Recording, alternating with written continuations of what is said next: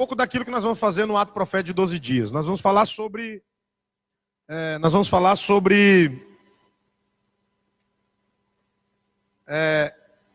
dentre os assuntos que nós vamos pregar nos 12 dias, nós vamos falar sobre emuná. O que é emuná?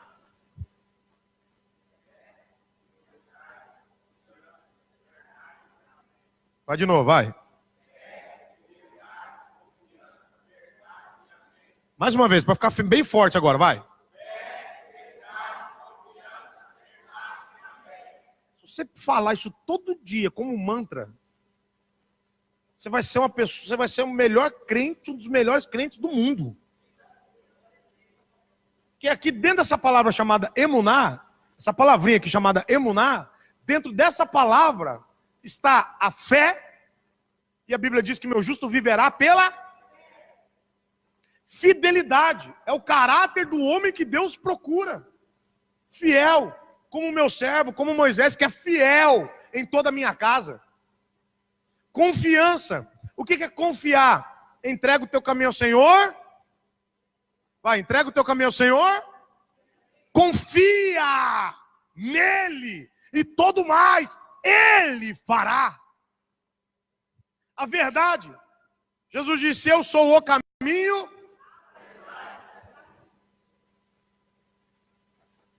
E o amém. Amém é uma palavra hebraica que é um acróstico. Chama El Melech Neman. Significa Deus, El Melech, meu rei, é Neman, fiel.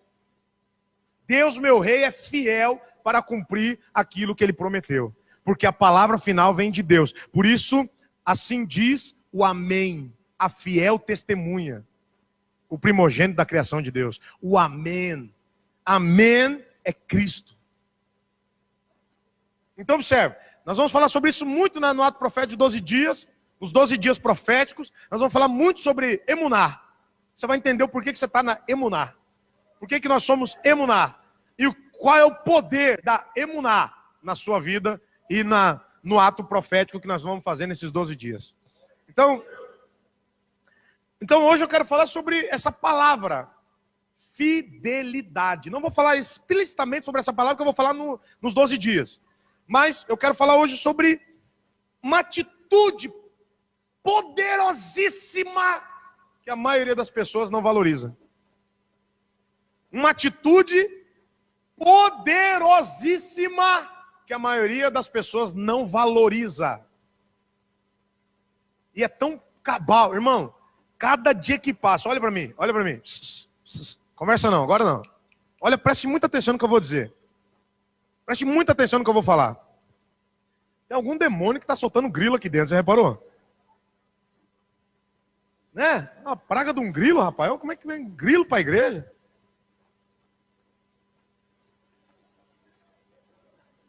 Aê, Tiagão, fechou o grilo lá. Vai matar o grilo sufocado com o chulé do Wesley. Então, observe.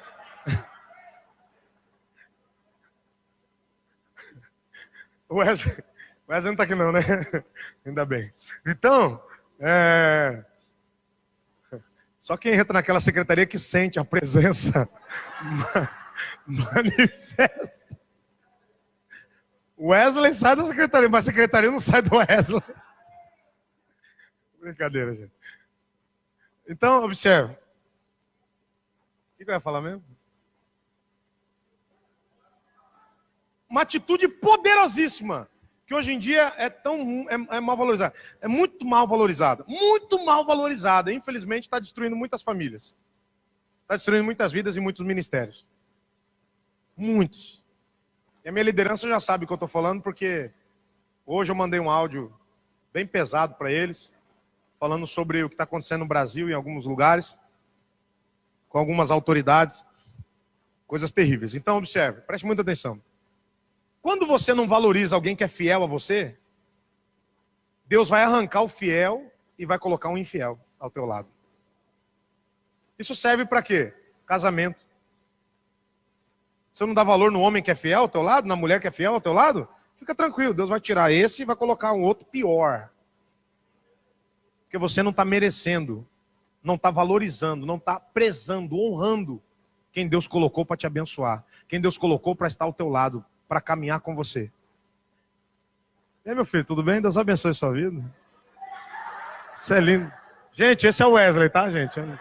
Meu discípulo amado, lindo. Como eu estava dizendo,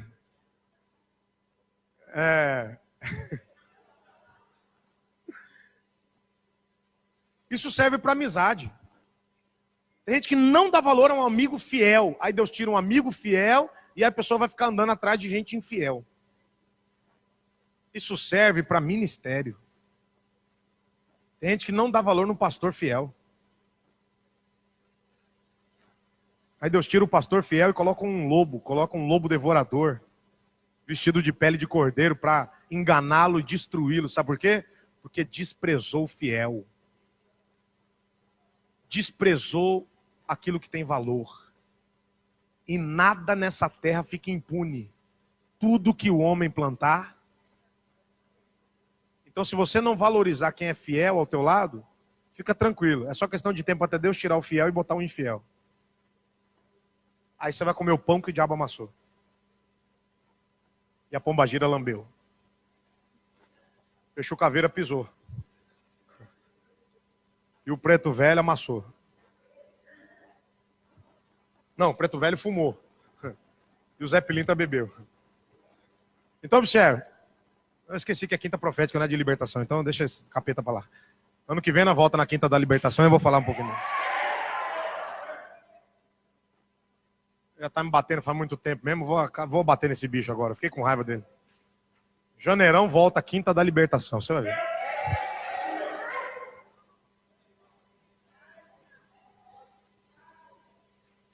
Então, tem muita gente que não valoriza a fidelidade. Ei, olha para mim. Agora observe e preste muita atenção. Essa é uma das atitudes, para não dizer a mais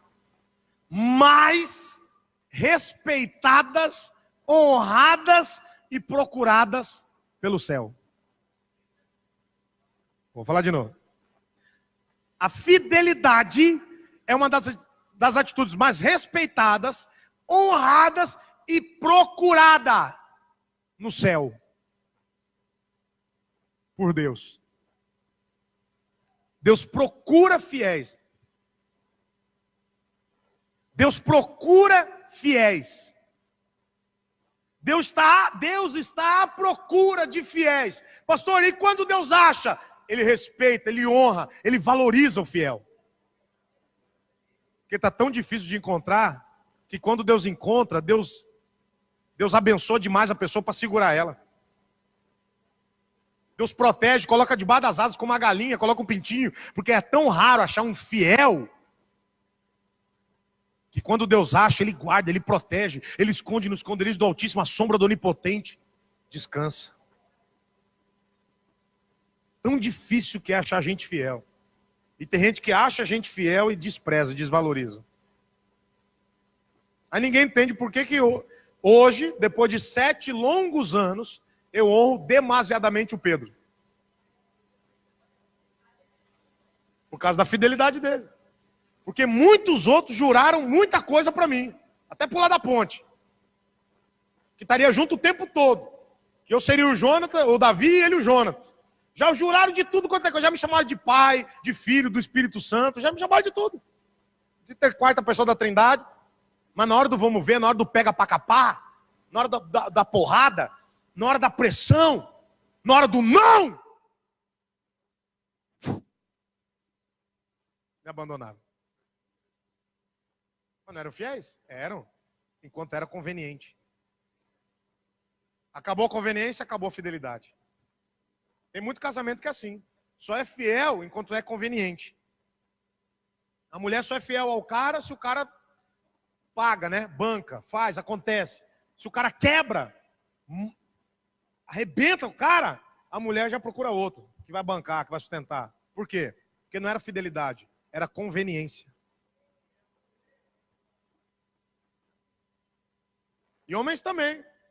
Homens olham para a mulher e falam assim, minha mulher, ela é fiel. Ela é recatada.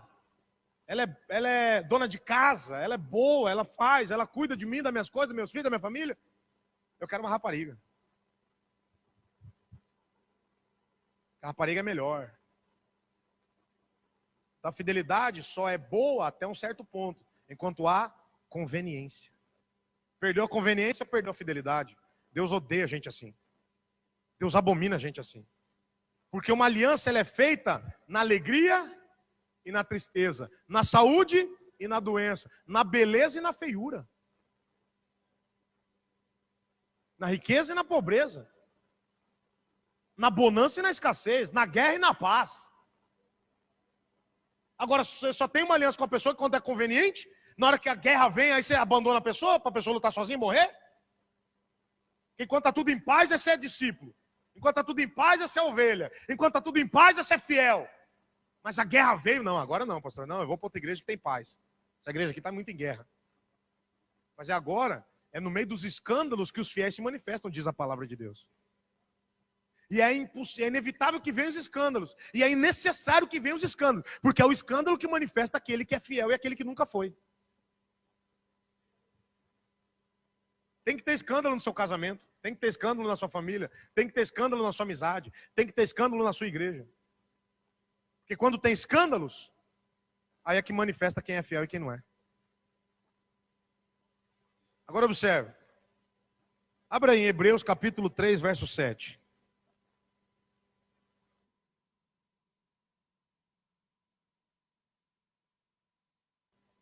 Você vai entender que a fidelidade, olha que sério isso que eu estou te falando.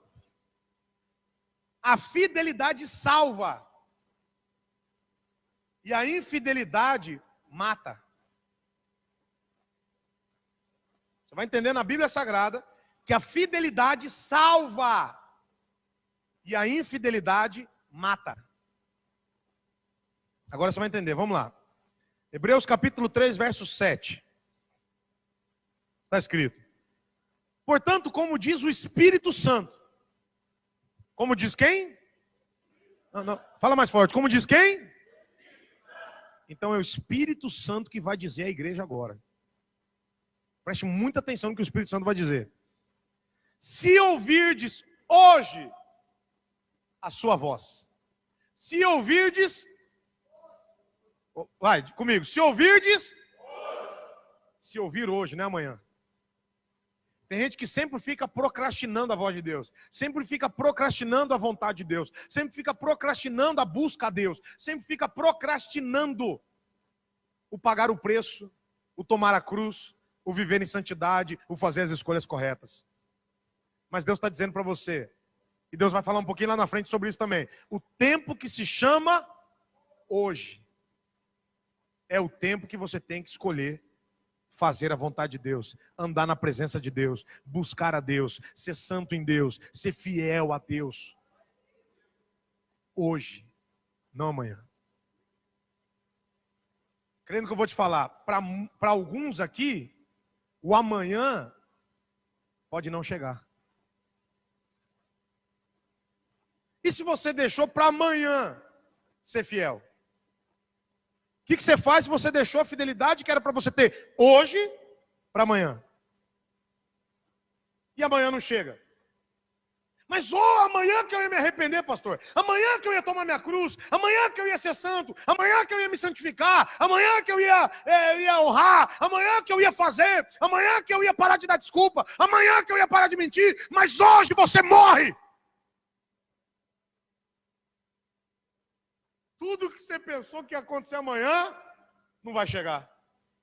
E o seu destino provável é o inferno. Ou palavrinha miserável. Miserável no sentido de que as pessoas arrancaram essa palavra da igreja. 99% dos pastores e pregadores que eu conheço não falam mais a palavra inferno. Imagina sobre ele. Por quê, Pedro? Pastor Pedro, por quê? Porque agora mudou, agora não tem mais que falar da santidade. Não precisa, é graça. Não tem que falar de buscar, não precisa, é graça. Não tem que falar de jejuar, não precisa, é graça. Não tem que falar de sacrificar, não precisa, é graça. Não tem que falar de tomar cuidado com o inferno, não precisa, é graça. E essa graça vai acabar com muita gente. Inclusive, como eu já mandei para a liderança, isso aí não tem como ficar oculto, porque foi manifesto publicamente, mas um grande pastor que eu admiro, da igreja de onde eu era, o cara que eu mais admirava na igreja, mais até do que o próprio pastor, presidente da igreja. Eu admirava mais esse cara, eu falava, nossa, esse cara é cheio de unção, cheio de Deus, cheio de fogo. E depois de, 30 anos, esse cara se desligou da igreja por causa de pecado de adultério. E essa igreja é uma das igrejas que mais falava contra adultério, e hoje só fala de graça. Tudo é graça. É tão graça que no pico da pirâmide, o presidente de todas as igrejas, o cara que estava na presidência, o presidente maior, foi o que caiu. E essa igreja é a igreja que mais fala de graça no Brasil.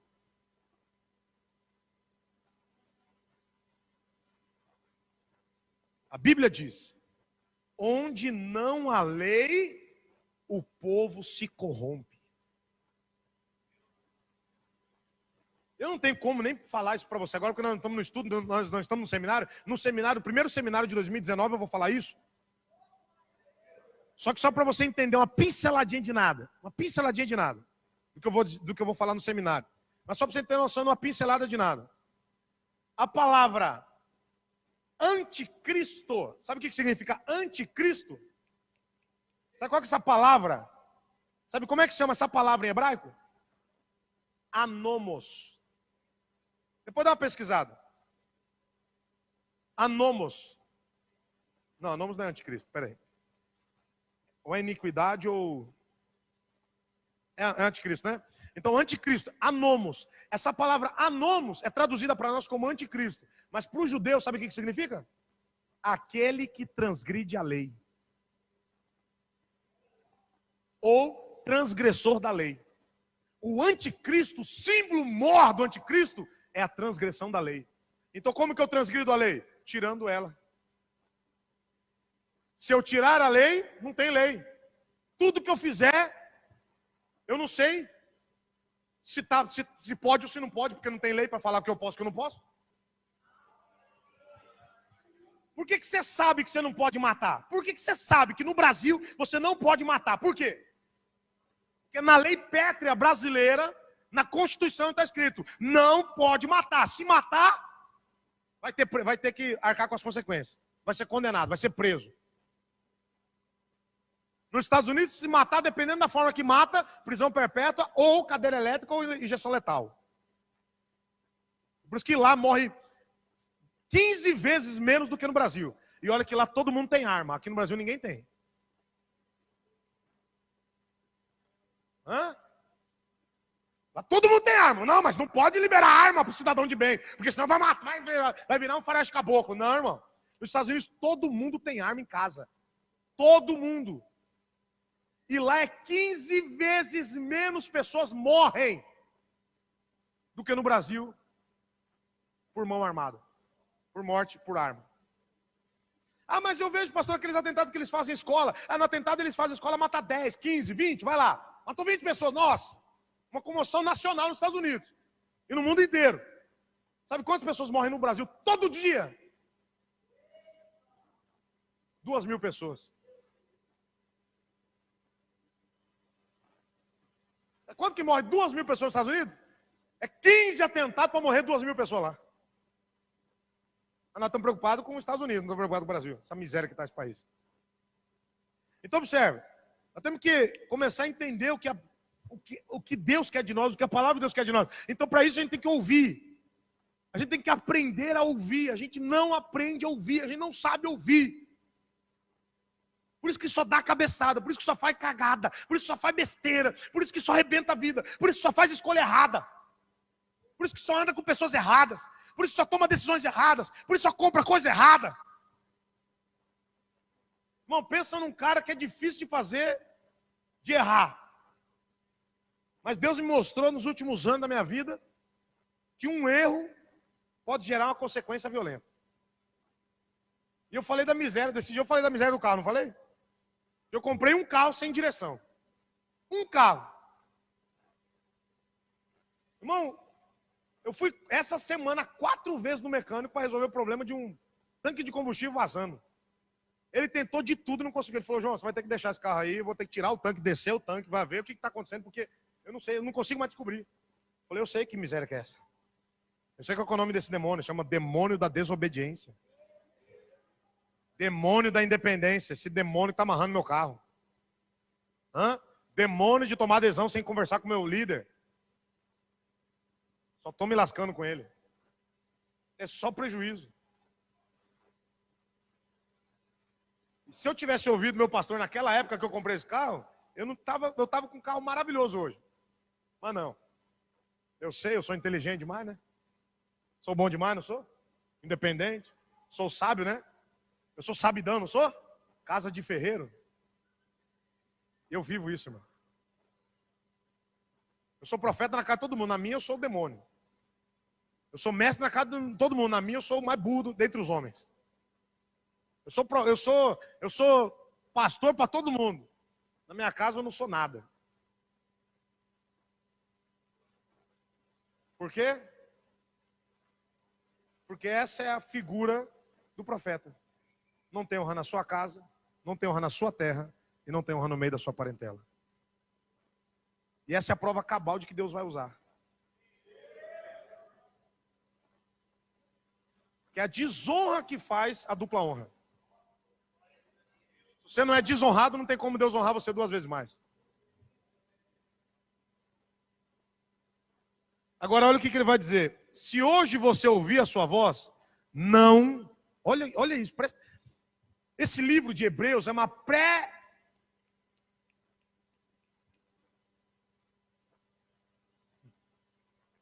Esse livro de Hebreus é ele prefigura todo o Antigo Testamento. Todo o Antigo Testamento é prefigurado no livro de Hebreus. E o livro de Hebreus vai falar muito sobre o que aconteceu e os princípios espirituais por detrás do que Deus fez no Antigo Testamento inteiro. E olha o que ele vai dizer. Olha como Deus está... Esse livro de Hebreus é para mostrar que tudo que Deus fez no Primeiro Testamento é para servir de exemplo para mim e para você. Então observe lá. Quando o Espírito, portanto, como diz o Espírito Santo, se hoje ouvires a sua voz, não endureçais os vossos corações, como na provocação, no dia da tentação no deserto. Por que Deus está falando que a gente não pode endurecer o coração como eles endureceram no deserto? Porque todos nós estamos passando por um deserto. Todos nós estamos passando por um deserto. E aí não tem como eu pregar sobre o deserto. Mas se eu falar só sobre o deserto, nós vamos ficar aqui 2 horas falando só de deserto. Pra você entender que no deserto é um lugar onde é seco. O deserto não tem água. O deserto é quente. O deserto não chove nunca. E no deserto não tem um ser morto que dirá vivo. E além disso, o deserto tem um único animal: chacal. Os chacais do deserto. Aí eu te pergunto, nesse ambiente, quem consegue sobreviver? De dia, 50 graus. De noite, menos 5 a 10 graus. De dia você morre por insolação. De noite por hipotermia. Não tem casa, não tem árvore, não tem onde você se abrigar, não tem nada. Não tem como você se proteger. Aí eu te pergunto, como é que alguém sobrevive nesse ambiente hostil? Humanamente falando, durante 40 anos. O deserto é mais espiritual do que a gente imagina. Porque no deserto tinha um anjo que guiava, porque no deserto você não consegue nem saber. Tem muitas características do deserto. Se eu vou falar de características, eu vou ficar aqui até amanhã. Mas ninguém sabe para onde vai no deserto, porque tudo é areia. Olha para lá, areia. Olha para cá, areia. Olha para lá, areia. Olha para lá, para onde que eu vou? O deserto é o lugar de você ficar perdido. Por isso o deserto só me mostra uma única coisa. Eu digo o quê? Total dependência de Deus. Você depende de Deus para comer, você depende de Deus para tomar, você depende de Deus para te guardar de dia, você depende de Deus para te guardar de noite, você depende de Deus para te guardar das serpentes, dos chacais do deserto, você depende de Deus para ser direcionado, você depende de Deus para tudo, irmão. Você depende de Deus, você não consegue produzir nada no deserto, você é totalmente dependente de Deus. Por isso tem muita gente morrendo no deserto, por quê? Está saindo de debaixo da nuvem. Porque Deus tinha uma nuvem que ficava durante o dia protegendo o sol e uma coluna de fogo que não deixava eles morrer de hipotermia durante a noite. Mas só protegia quem ficava embaixo dela. Cobertura espiritual. É uma das outras coisas que eu tenho visto muitos pastores falando. Eu não tenho que ter cobertura espiritual, não. É só você e Deus, é você e Deus. Vai nessa. Anda nessa onda aí. Você vai ver como é que vai estar a sua vida daqui a alguns anos. Não endureçais os vossos corações, então, como na provocação no dia da tentação do deserto, onde os vossos pais me tentaram. Os pais de vocês me tentaram. O que ele está querendo dizer? A geração passada me tentou, ao invés de me louvar. Eu estava guardando, protegendo, alimentando e direcionando eles no deserto, e ao invés deles me agradecerem, sabe o que eles faziam? Cadê Deus? Onde é que está Deus? Cadê Deus? Por que tirou do Egito? É melhor a gente ficar no Egito comendo pepino, cebola e sendo escravo, fazendo tijolo, trabalhando 18 horas por dia, do que ficar morrendo nesse deserto aqui. E as pragas tinham que comer, as pragas tinham que beber, as pragas tinham que vestir. A Bíblia diz que as sandálias não acabavam, a roupa deles não envelheciam. A roupa crescia junto com eles. E mesmo assim os caras de louvar e agradecer, olha o nível da ingratidão desse povo. É isso que Deus está falando para você. Cuidado com a ingratidão, ela é devastadora.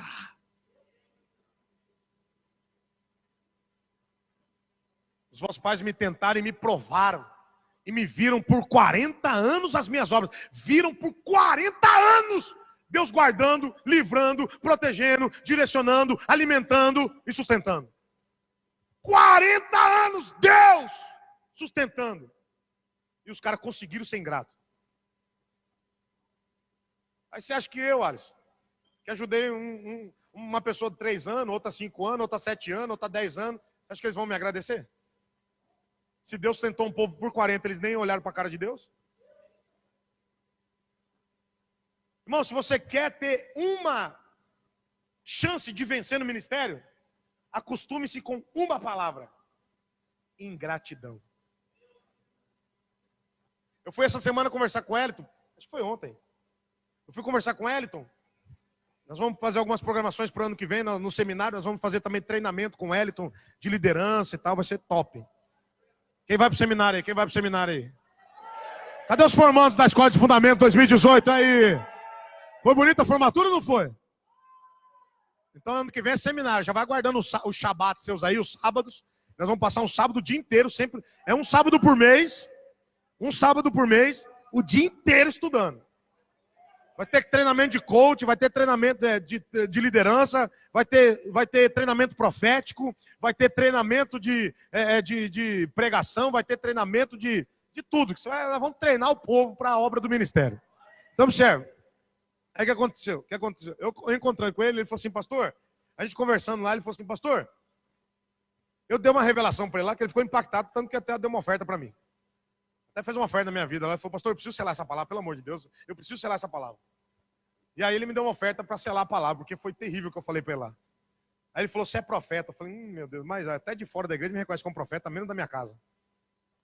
Na minha casa, minha terra, minha parentela, eu não sou nada, mas para os outros de fora, eu sou profeta, eu sou homem de Deus, eu sou tudo, né? Aí, o senhor é profeta demais. Eu falei: não. Aí, depois que eu falei umas coisas para ele, ele falou assim: pastor, interessante, o que o senhor falou para mim, a minha mensagem é mensagem de sabedoria. É o que Deus falou para mim há 18 anos atrás, o Senhor revelou hoje. Hoje eu recebi a revelação de uma visão de 18 anos atrás. Aí ele falou assim para mim, olha que interessante, olha como é que o cara de fora não convive comigo, não me conhece, não conhece meu ministério a fundo, viu eu pregar uma ou duas vezes. E olha o que ele falou para mim, meu ministério, pastor, a minha mensagem é de saber, o que eu falei para ele sobre que todo mundo tem que carregar uma mensagem. Todo mundo tem que carregar uma mensagem. Falei, a minha mensagem é a mensagem da verdade, por isso que eu sou muito confrontado de chamar de mentiroso, de falso, de hipócrita, de tudo quanto é nome. Porque eu tenho que ser confrontado na minha chamada. Como que eu sou confrontado? Quando eles falam o inverso da minha chamada. Se verdadeiramente tu és filho de Deus, faça isso.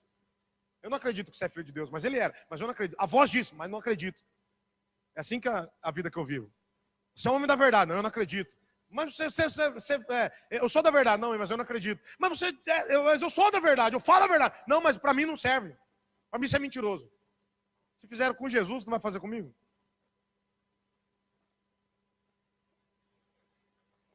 A minha luta é provar que eu sou verdadeiro. Eu estou há 12, quase 13 anos no Evangelho, fazendo exatamente a mesma coisa, pregando a mesma mensagem, e até hoje eu ainda tenho que provar que eu sou verdadeiro, Pedro. Eu tenho que provar para as pessoas que eu estou falando a verdade. Tenho que provar para as pessoas que eu tenho caráter. 12 anos não são suficientes para provar. E ainda tem gente que sai daqui falando que eu sou mau caráter, falando que eu sou safado, falando que eu sou porcaria, falando que eu sou mentiroso. Mas o mais interessante é que a Bíblia é clara e diz que pelos frutos se conhece uma árvore, não pelas folhas, né? Não é pelo que ela aparenta, mas é pelo fruto que ele dá. E aí, falando com ele, ele falou assim, pastor, a sua mensagem é a mensagem da verdade, está na cara, é notório, é claro e evidente que o senhor é mensageiro da verdade. Qualquer um que conhece o senhor já sabe disso. O senhor é o mensageiro da verdade. Aí ele parou, aí eu falei, agora ele que foi boca de Deus para mim. Ele parou, olhou assim, pensou, falou assim, mas a mensagem que o senhor carrega é 10 vezes pior que a minha. Porque a sua mensagem é uma mensagem que traz um nível altíssimo de ingratidão.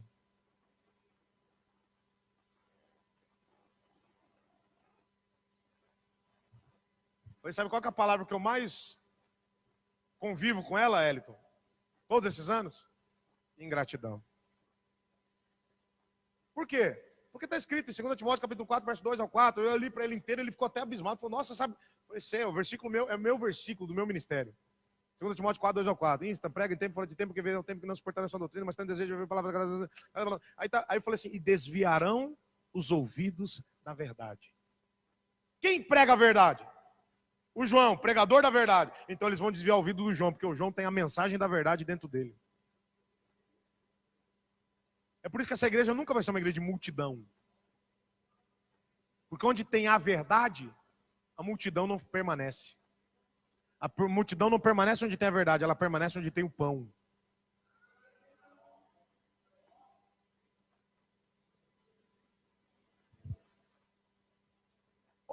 Olha, presta atenção nisso. Os vossos pais, vossos antepassados me tentaram e me provaram. E viram 40 anos as minhas obras. Por isso, por eles me tentarem, por eles me provarem, por eles não acreditarem e desprezarem a minha palavra, por isso, me indignei contra esta geração. Imagina Deus falando isso para você, irmão. Eu me indignei contra esta igreja que está desprezando o meu profeta da verdade. Eu estou indignado com esse povo que não ouve e se converte diante da minha verdade. E eu disse, estes sempre erram em seu coração e não conheceram os meus caminhos. Eles não conheceram os meus caminhos. Eles não conheceram os meus caminhos. Aí eu prego uma mensagem duríssima, de acordo com o caminho.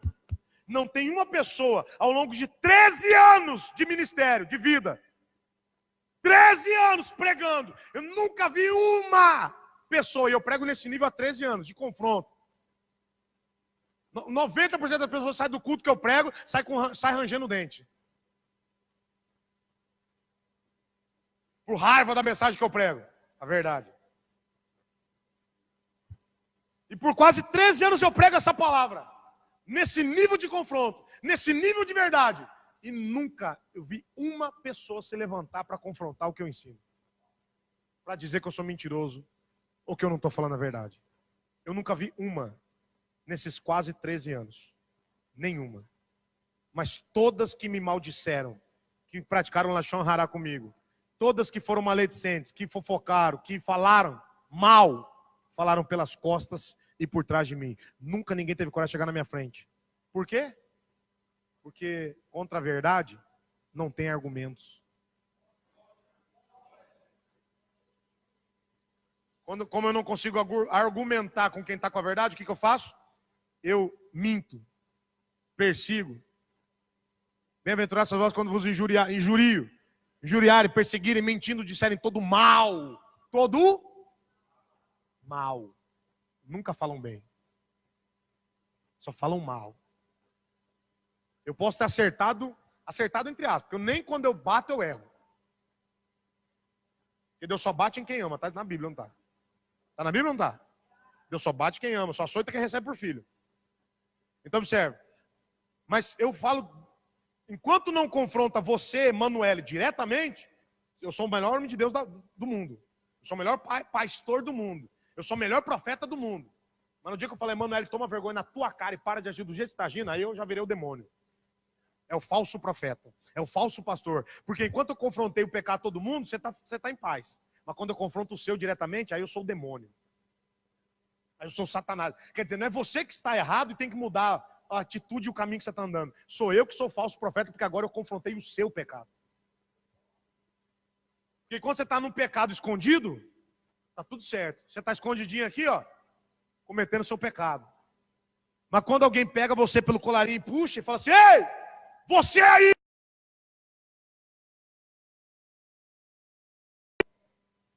Sai dessa cachaça desgraçada. Sai desse vício maldito. Sai dessa mentira. Sai desse adultério. Aí eu deixei de ser pastor de Deus na hora. Aí eu deixei de ser o pastor na hora. Aí eu deixei de ser o homem de Deus na hora. Virei o Satanás. Sou o próprio anjo transfigurado. O demônio transfigurado em anjo de luz. O engraçado é que todos aqueles que falaram mal de mim nesses anos todos e saíram, ninguém deu mais fruto que eu.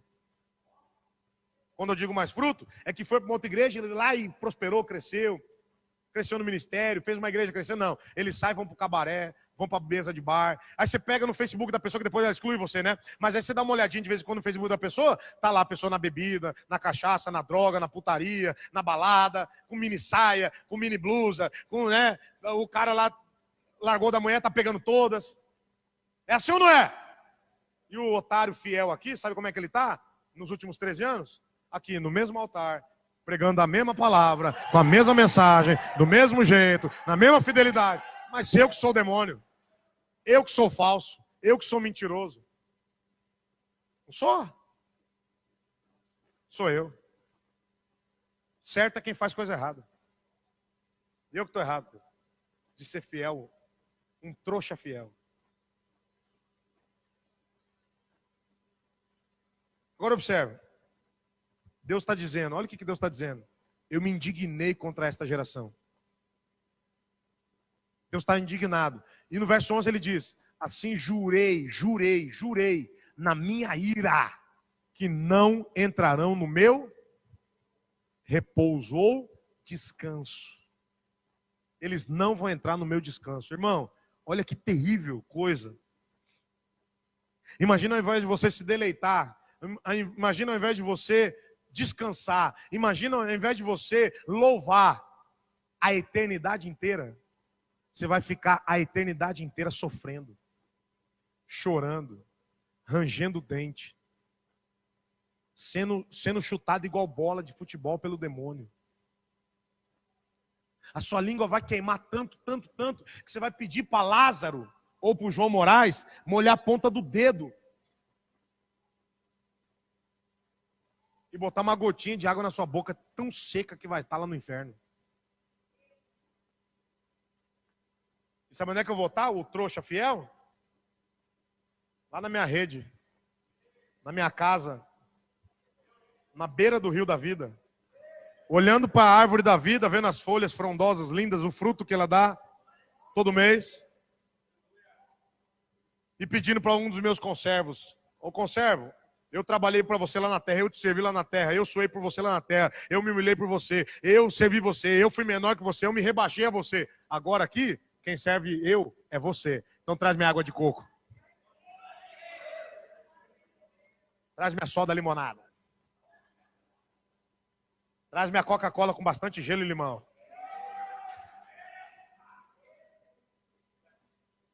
Eu acho que Monster não vai entrar lá. Mas traz minha bebida energética gostosa. Eu tenho que fazer uma viagem daqui até lá na Lua. Aí eu tenho que voltar. Aí depois eu vou fazer lá para Marte. Depois eu vou lá para Plutão. Depois eu vou lá na galáxia de Órion. Ué, você tá achando que é brincadeira? Você tá achando que é brincadeira? Você não lembra que Jesus andou no caminho de Emaús e eles estavam andando e de repente eles olharam para o lado e Jesus sumiu? E ele atravessou uma parede, entrou e falou assim: opa, eis aqui o Cristo, toca aqui nas minhas chagas. E quando ele foi arrebatado, ele levitou e foi elevado aos céus. Ô, irmão, a Bíblia diz que nós teremos o mesmo corpo de um anjo. Jacó não viu a escada e os anjos subindo e descendo. Mas eles estavam subindo e descendo, mas não estavam andando. Eles estavam voando. Anjo voa tão rápido com a velocidade da luz. Então eu vou lá em Marte. Cheguei em Marte. Voltei para minha rede. Cadê minha limonada, Juliano? Pegou aí o mistério? Então, é sério. Não estou brincando não. A Bíblia diz que vai ser assim. Nós seremos como os anjos. Agora observe. Vede, irmãos. Olha o verso 12. Vede, irmãos. Olha o que Paulo está dizendo para nós. Vede, irmãos, que nunca haja em qualquer de vós um coração mau e infiel para se apartar do Deus vivo. Um coração mau e infiel não se aproxima do Deus vivo, ele se aparta. Você tem sido mau e infiel? Agora eu quero desafiar você, pergunta aí para alguém que está ao seu lado: você tem sido mau e infiel?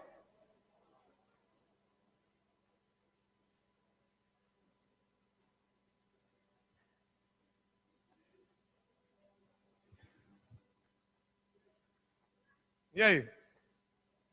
Ou você tem sido bom e fiel?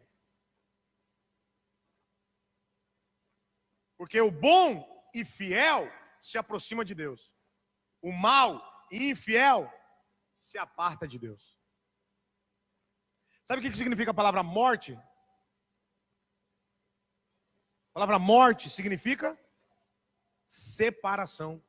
Quando eu me aparto de Deus, eu estou me separando de Deus. E Deus é o autor da vida. Se eu não estou do lado do autor da vida, na presença do autor da vida, eu estou aonde? Na morte. Sabe o que é morte? Não é dar um tiro no ouvido e capotar no chão. Isso é só o corpo, a alma continua viva. Viva, entre aspas. Ela continua existindo. E o que é morte? Uma separação ou momentânea do meu corpo ou eterna de Deus. Por isso que quando Jesus fala da morte eterna e não da momentânea. Quando Lázaro estava morto, ele falou: não está morto, apenas dorme. Porque ele só está separado do corpo físico. Mas ele não está morto, sabe por quê? Porque ele está junto com Deus.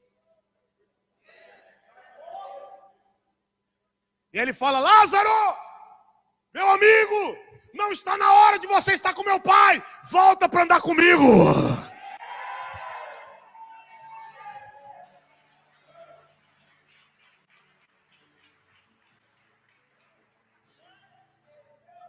Por isso que Lázaro ressuscitou.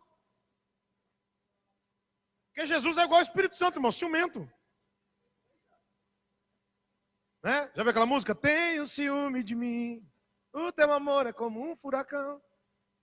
Né? Então, Jesus também tem ciúme. Ele falou: Lázaro, eu só vou ficar 3 anos e meio aqui, pô. Você vai ter o resto da vida aí para poder ficar aí de boa. Aí depois ficar com meu pai, ficar na eternidade. Eu só vou ficar 3 anos e meio aqui, você vai me abandonar, caramba? Não, pode voltar. Lázaro, vem para fora. Você acha que Lázaro saiu feliz? Se era amigo, chegou e falou assim, e aí, mano, você tá louco? Aí Jesus falou, qual que é, Lázaro? Aí ele falou, rapaz, eu estava na glória, rapaz. Eu estava já dançando na presença, adorando, louvando. E você me chama de volta para essa terra miserável, desgraçada, rebentada. Eu não aguentava, eu queria ficar lá com Deus. E você me chamou para cá, seu amigo miserável.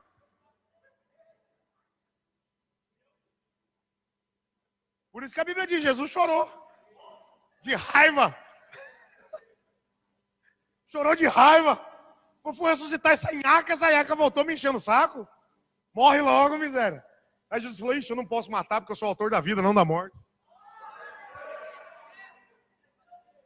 Por isso que quando os discípulos pegam a espada, jogam a espada, ele fala assim, ó, basta. Por que ele fala basta? Porque ele não pode falar morre, miséria. Porque Jesus veio para salvar, não para matar. Mas como é que João falou? Senhor, nós podemos orar para fogo do céu descer e cair, igual Elias fez, e matar todo mundo aí? Crendo que eu vou te falar, Jesus deu uma olhada assim.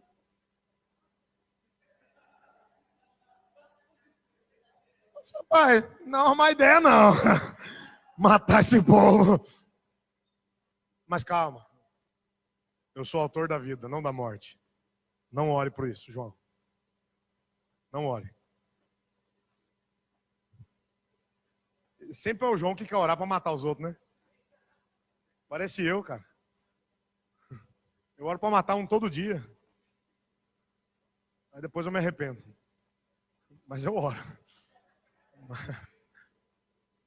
Vede, irmãos, que nunca haja em qualquer de vós um coração mau e infiel, para se apartar do Deus vivo.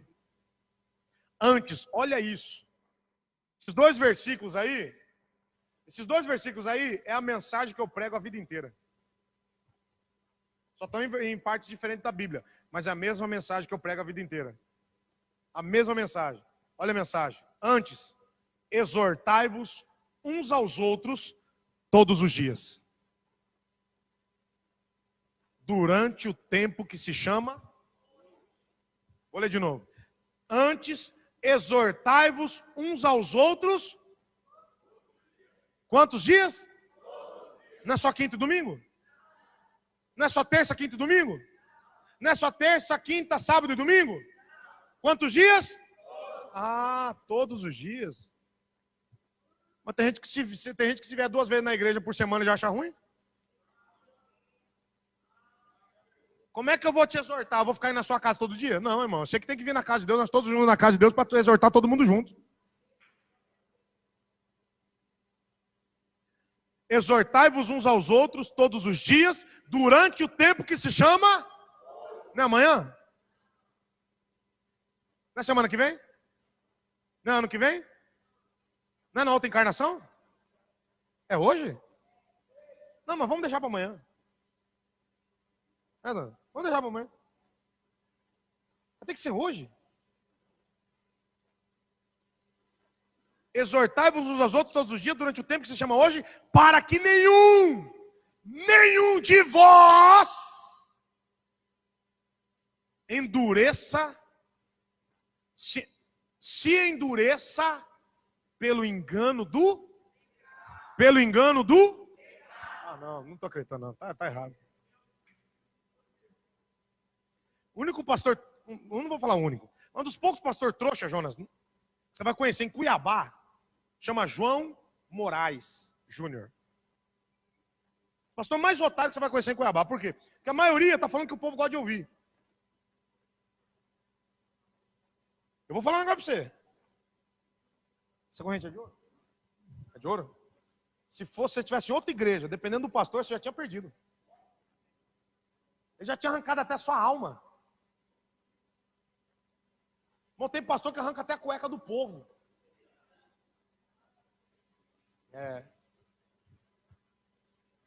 Mas tem uns trouxas que ficam pregando a verdade, contra o pecado.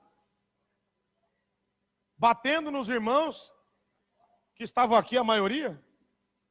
E agora não está mais nenhum na igreja.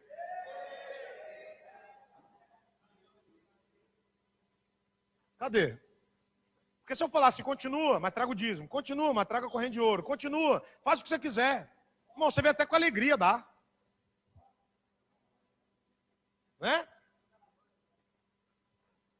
Agora, olha o que a Bíblia diz. Para que nenhum de vocês se endureça pelo engano do pecado. O pecado é enganoso, irmão. A pessoa está vivendo no pecado, na putaria, na zona. E aí ela pensa assim, não, mas eu tô aqui, ó, tô no prazer, eu tenho prazer na carne. Tô aqui bebendo, fumando, me drogando, cabaré no motel, traindo a minha esposa, traindo meu marido, fazendo unha no motel. Tem as irmãs que fazem unha no motel, né? Já viu? Então, porque antigamente era só homem que era safado. Hoje em dia a mulherada tá quase no mesmo nível, né? Para não dizer que já passou.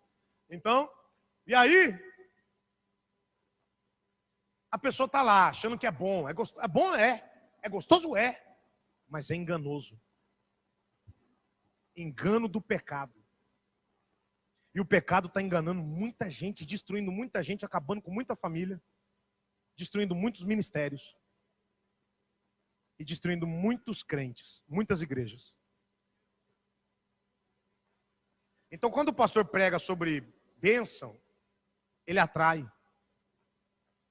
Quando o pastor prega contra o engano do pecado, o pecado que habita nela, na pessoa, engana ela, dizendo que o mentiroso sou eu, o falso sou eu, o soberbo sou eu. Quem ele pensa que ele é para falar assim de mim? É assim que as pessoas falam de mim. Quem esse cara está pensando que ele é o dono da verdade? E ela prefere continuar sendo enganada pelo pecado que habita nela e está destruindo. Porque o salário do pecado é o quê? O salário do pecado é o quê?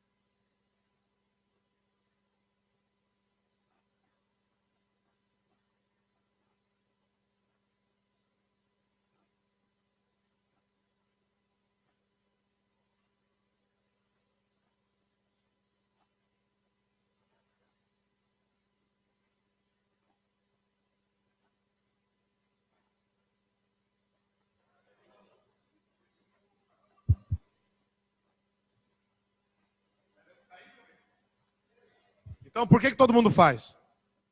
Porque eles pensam assim, é gostoso, é prazeroso. Mas sabe qual que é o prazer? Enganar você para te levar para o salário. O salário do pecado é a morte. E a diária é o engano. Todo dia o diabo tenta te enganar para te matar. Só que você não consegue ver o final. Você só consegue ver o dia. Só consegue ver o momento. Por isso que muitos casamentos acabam. Porque a pessoa só vê o momento. Mas ela não vê a consequência do que vai acontecer com os filhos. Ela não vê a consequência do que vai acontecer com a pessoa em si. Ela não vê a consequência que ela vai ter daqui a 6 meses, 1 ano ou 2. Porque no momento é gostoso. No momento é maravilhoso. Beber, vamos fumar, vamos drogar, vamos fazer acontecer. Mas depois a consequência vem. E é dolorosíssima, terrível, enganoso pecado. E o verso 14, eu finalizo nele hoje. Diz assim: porque nos tornamos participantes de Cristo. Presta atenção, olha para mim. Nos tornamos participantes de Cristo, Se retivermos, reter, guardar, segurar, abraçar, se retivermos firmemente, com firmeza, sem amolecer. Não podemos amolecer para o pecado. O salário do pecado é a morte, e vai continuar sendo, porque Deus não muda. O salário do pecado é a morte ontem, o salário do pecado é a morte hoje.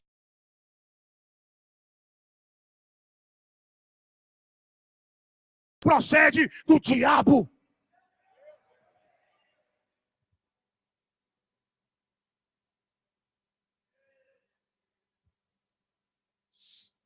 Porque nos tornamos participantes de Cristo. Nós só nos tornamos participantes de Cristo, ou seja, se Cristo ressuscitou, nós também ressuscitaremos. Se Cristo foi para a glória, nós também iremos. Se Cristo reinou, nós também reinaremos. Por quê? Porque nós nos tornamos participantes de Cristo. Como? Quando nós retivermos firmemente o princípio da nossa confiança. A palavra confiança é emuná, que significa fé. O princípio da nossa fé até o fim. Do jeito que você começou a tua fé, você tem que ir até o fim. Você não pode se corromper, você não pode se contaminar, você não pode se desvirtuar, você não pode se desviar, você não pode abrir mão dela por nada.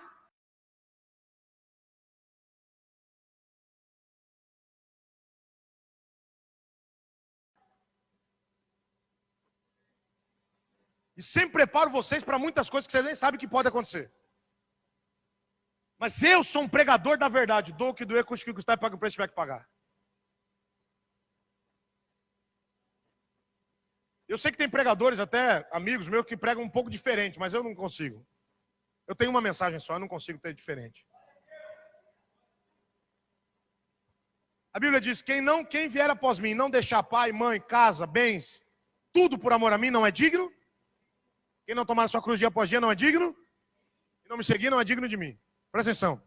Não tem nada nem ninguém nessa terra que é mais importante do que Deus para mim.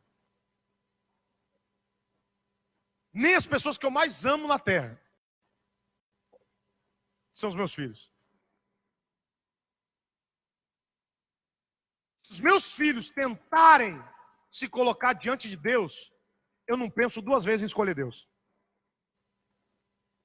E eles têm que crescer com essa consciência, que Deus é a pessoa mais importante na minha vida do pai deles. E a minha família tem que entender isso, os meus parentes têm que entender isso, os meus discípulos têm que entender isso, e todo mundo que quiser conviver comigo tem que entender que Deus é primeiro e maior e acima de tudo e de todos na minha vida. E nada, nem ninguém é mais importante do que Deus na minha vida. Se meus filhos aprenderem isso, consegui cumprir minha missão. Se eles se colocarem acima de Deus, ou querer fazer birra para tentar me afastar de Deus, eu me afasto deles. Mas jamais me afastarei de Deus. Tem muitos que falam, mas o primeiro ministério é a família. Não, pode ser o segundo, mas o primeiro ministério é Deus. Porque se eu ganhar o mundo inteiro, minha família está no mundo? Está ou não está? A minha família está no mundo, está ou não está? Se eu ganhar o mundo inteiro, inclusive a minha família, mas perder a minha alma, de que adianta eu ganhar o mundo inteiro? O que mais eu tenho visto é pastores perdendo a tua alma, a alma deles. Pastores, hein? Imagina como é que está o povo. Se os pastores, que eram para ser os exemplos, estão se perdendo, estão dando tiro no ouvido, imagina como é que está o povo.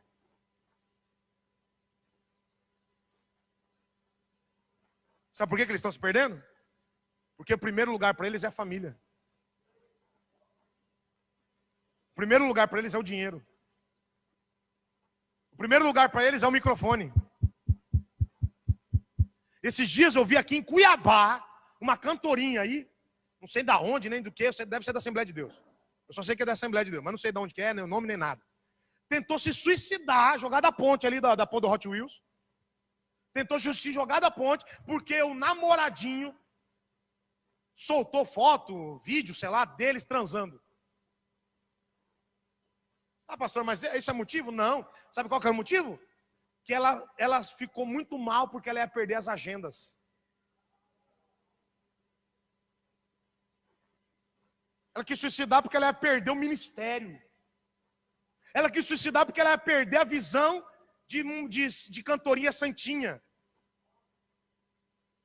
E se você souber o tanto de cantorinha que você ouve, que é tudo fornicária e adúltera, inclusive é dos que mais faz sucesso aí, mas deu igual chuchu na seca pro namorado. Aí agora casou. Foi de 5 anos. Dando igual jaca. Então, aí, tá tudo aí nos altares. E fora aquelas que usam maconha, cheira pó, aqueles caras que cantam aleluia, né? E canta aleluia, poderoso é o Senhor Deus. Tá lá cantando aleluia e ó, mamando. E ó,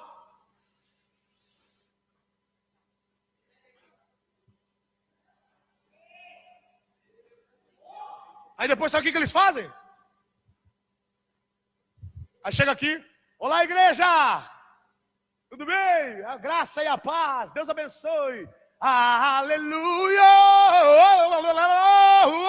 Aí você lá, nome de Deus, cega de Deus, trouxa sendo enganado.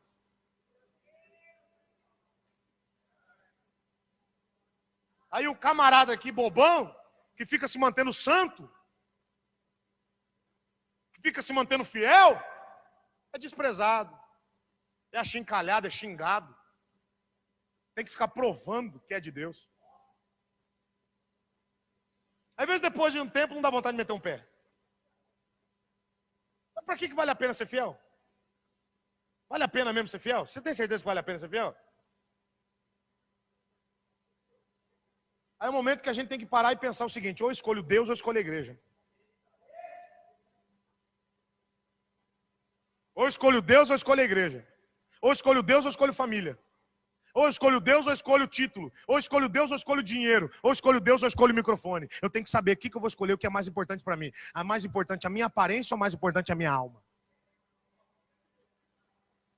Por isso que eu só continuo sendo o que sou e fazendo o que faço e pregando o que prego, porque eu ainda continuo fiel. No dia que eu for, vocês vão ver que eu sou o primeiro a falar assim: irmãos, a partir de hoje eu não sou mais nada aqui, eu estou indo embora, tchau, eu vou para o mundo.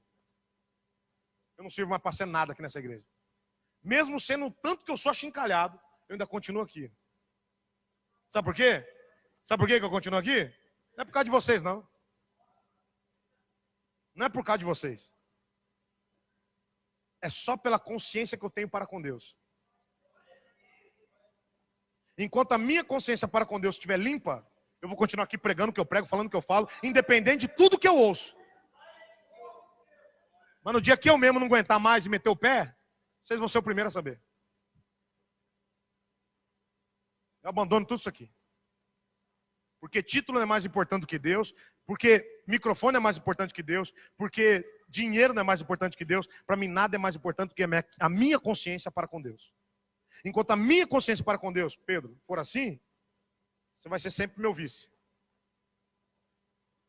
Mas no dia que eu cair, você pode assumir a igreja. Porque para mim não serve mais. Eu tenho muito temor naquilo que eu faço. Por isso que eu sou o mais verdadeiro possível, às vezes até demais. Devia ser um pouco mais falso, mais mentiroso. Então observe. Se você retiver firmemente o princípio da sua confiança até o fim, você se tornará participante com Cristo. E ele diz: sigam-me, porque onde eu estiver, vocês também estarão. O que eu fizer, vocês também participarão. Então, como ele foi para a cruz, aprenda, você também vai ter que ir. Ah, pastor, mas eu só quero reino. Não tem reino sem coroa. E a coroa você só recebe indo para a cruz. Não tem caminho de reino sem cruz. Quem não negar a si mesmo, não tomar a sua cruz e não seguir a Jesus, nunca vai reinar. Nem aqui, nem na eternidade. Então a decisão é sua. Quando que eu tenho que decidir, pastor? Hoje. O que eu tenho que decidir, pastor? Se você quer viver Cristo ou não quer. Se você quiser viver Cristo, pare de viver para você e comece a viver para Deus. Pastor, então eu tenho que parar de trabalhar, tenho que largar minha família, tenho que largar tudo para viver dentro da igreja? Não estou dizendo isso. Eu estou dizendo que você tem que viver Deus 24 horas da tua vida, independente de onde você estiver. Eu vou fazer um negócio, vou botar Deus na frente. Eu vou fazer algo com a minha esposa, eu vou colocar Deus na frente. Eu vou fazer algo longe da minha esposa ou do meu marido, eu vou colocar Deus na frente. Se Deus está comigo, Deus faria isso que eu estou fazendo? Se Deus fizer, faça.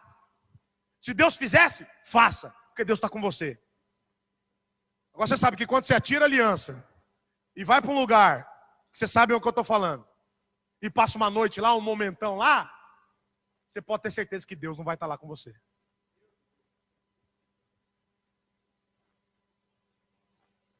Deus não honra infiéis. Por causa da infidelidade daquele povo, Deus jurou na sua ira: eles não entrarão na minha terra prometida. Só para finalizar, 19. Não, verso 18. E a quem jurou que não entraria no seu repouso, senão aos que foram desobedientes. E vemos que não puderam entrar por causa da sua incredulidade. Sabe o que é incredulidade? Falta de fé. A palavra fé em hebraico, emuná. Emuná é fé. Fé. Por causa da infidelidade, eles não entraram na terra prometida de Deus. Lá se chamava Canaã. Para nós se chama Nova Canaã ou Nova Jerusalém. Se você continuar amando esse mundo e aquilo que no mundo há, o amor do Pai não estará em você.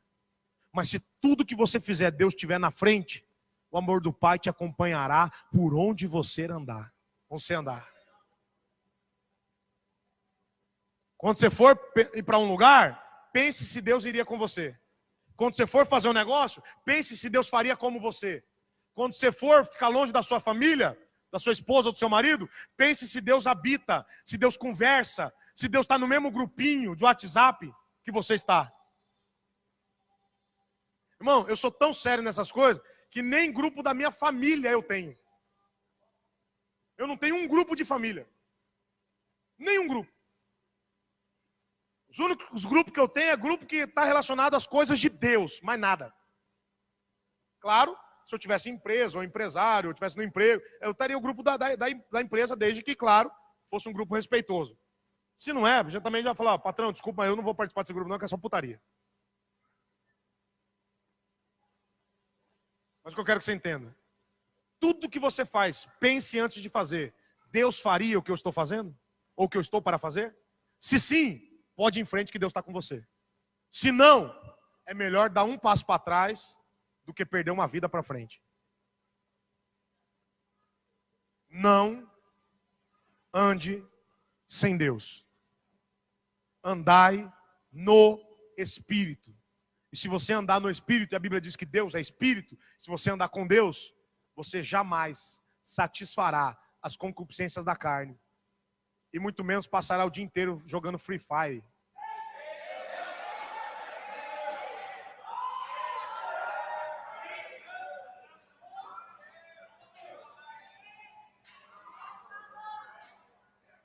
Assistindo novela.